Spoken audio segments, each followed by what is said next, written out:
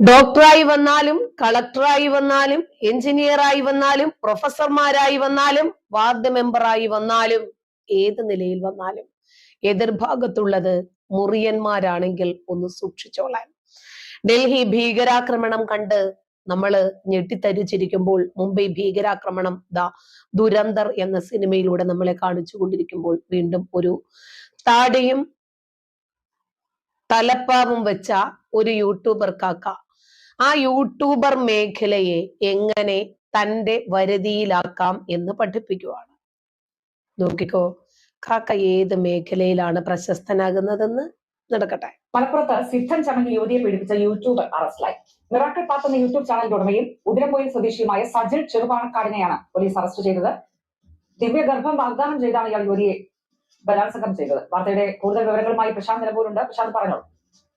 ഇതിന് കഴിഞ്ഞ ദിവസമാണ് ഈ യുവതി കൊട്ടൂർ സ്വദേശി അവിടെ വാടക താമസിക്കുന്ന യുവതി പോലീസിൽ പരാതി നൽകുന്നത്.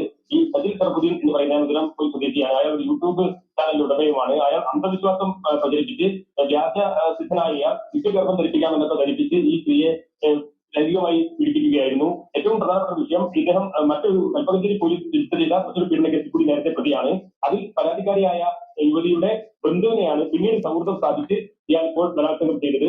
ഈ പുറത്തു സ്വദേശിയായ യുവതി താമസിക്കുന്ന കോട്ടയത്തിലെത്തിയാണ് ഇയാൾ ഈ യുവതിയെ അതിക്രമം കാണിച്ചത്. അതിനുശേഷം ഇത് പരാതിയായതോടെ ഇയാൾ ഇവിടെ നിന്ന് നാടുവിടുകയായിരുന്നു. തിരുവനന്തപുരത്ത് നെടുമങ്ങാട് ഒടുവിൽ കഴിയെ പോലീസ് അവിടെ എത്തിയാണ് ഇയാളെ കസ്റ്റഡിയിലെടുത്തത്. ഇയാളെ കസ്റ്റഡിയിലെടുത്ത് അറസ്റ്റ് രേഖപ്പെടുത്തിയതോടൊപ്പം തന്നെ നിരവധി ആളുകൾ ഇയാൾ അന്ധവിശ്വാസം പ്രചരിപ്പിക്കുകയും ആഭിചാര ക്രിയകൾ നടത്തി തരാമെന്നൊക്കെ പറഞ്ഞ് വാഗ്ദാനം ചെയ്തും അതുപോലെ തന്നെ ഉള്ള അന്ധവിശ്വാസമായ കാര്യങ്ങൾ ചെയ്യുന്നതിന് വേണ്ടി പലരിൽ നിന്നായി പണം വാങ്ങുകയും പലരെയും ഇതുപോലെയുള്ള ലൈംഗിക പീഡനത്തിനൊക്കെ ഇരയാക്കിയതായി പ്രത്യേകം അത്തരത്തിലൊക്കെ ചില കോൺസെൻട്രേഷനൊക്കെ പോലീസിൽ വരുന്നുണ്ട്. അത്തരം ആളുകളോട് പോലീസ് സ്റ്റേഷൻ നേരിട്ട് പരാതി നൽകാൻ ആവശ്യപ്പെട്ടിട്ടുണ്ട്. കൂടുതൽ പരാതി ഉണ്ടാകുമെന്ന് തന്നെയാണ് പ്രതീക്ഷിക്കുന്നത്. ഏതായാലും ഇയാളെ പോലീസ് വ്യക്തമായി ചോദ്യം ചെയ്യുന്നുണ്ട്. എന്ത് എളുപ്പമാണല്ലേ.